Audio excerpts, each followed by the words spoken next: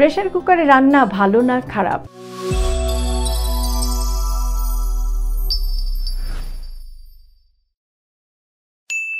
Hello viewers, আসসালামু আলাইকুম। শুরু করছি আজকের হেলথ হ্যাক। দেশে বিদেশে আমাদের রান্নাঘরের খুব কমন একটা আইটেম হচ্ছে প্রেসার কুকার। কিন্তু এই প্রেসার কুকারে রান্না আপনার স্বাস্থ্যের জন্য ভালো না খারাপ সেটাই বলবো আজকের ভিডিওতে। প্রথমেই বলি খারাপ দিকটার কথা। প্রেসার কুকারে রান্না করার সময় যেহেতু একটা হাই প্রেসার এর মধ্যে ব্যবহার করা হয়, তাহলে আপনি যদি সবজি জাতীয় কোনো জিনিস রান্না করেন তাহলে সবজির মধ্যে থাকা হিট সেন্সিটিভ অ্যান্টিঅক্সিডেন্টগুলো কিন্তু নষ্ট হয়ে যেতে পারে এবং এই সম্ভাবনাটা থাকে যদি একটু বেশি সময় ধরে রান্না করা হয়। কিন্তু আপনি যদি কম সময়ের জন্য রান্না করেন তাহলে এই সমস্যাটা আপনি কিছুটা হলেও কমাতে পারেন। এছাড়াও আপনি যখন সবজি জাতীয় জিনিস রান্না করেন তখন এর মধ্যে যে ওয়াটার সলিউবল অ্যান্টিঅক্সিডেন্ট থাকে, বিশেষ করে ভিটামিন সি, সেটা কিন্তু সবজিতে থাকা পানির মধ্যে রিলিজ হয়ে আসে।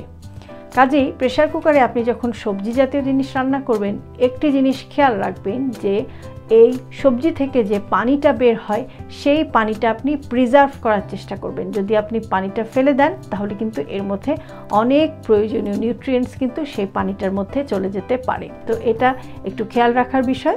এরপরে বলবো যে ভালো দিক কোনটা।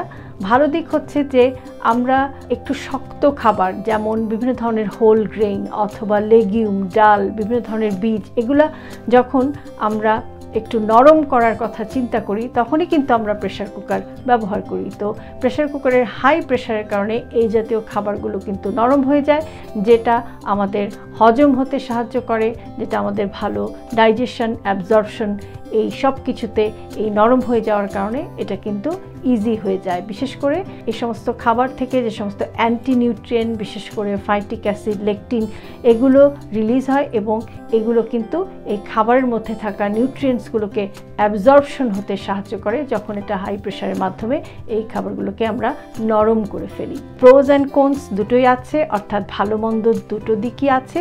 একটি জিনিস সব সময় খেয়াল রাখবেন যে রান্না একটি আর্ট বা শিল্প এবং রান্না করাটা একটা মেডিটেশনের মতো।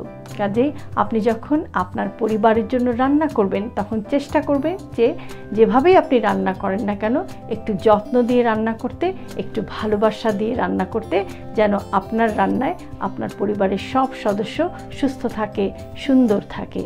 কাজেই প্রেসার কুকার দিয়েই হোক অথবা অন্য যে কোনো ধরনের ইউটেন্সিল ব্যবহার করেই হোক, আপনার রান্নাটি হবে আপনার পরিবারের জন্য আপনার একটি উপহারের মতো, আপনার ভালোবাসার একটি নিদর্শন সেই রান্নার মধ্যে যেন খুঁজে পাওয়া যায়।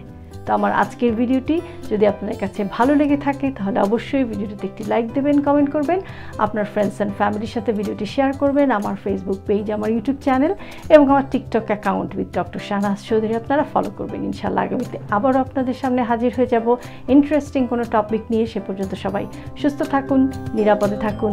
আল্লাহ হাফেজ।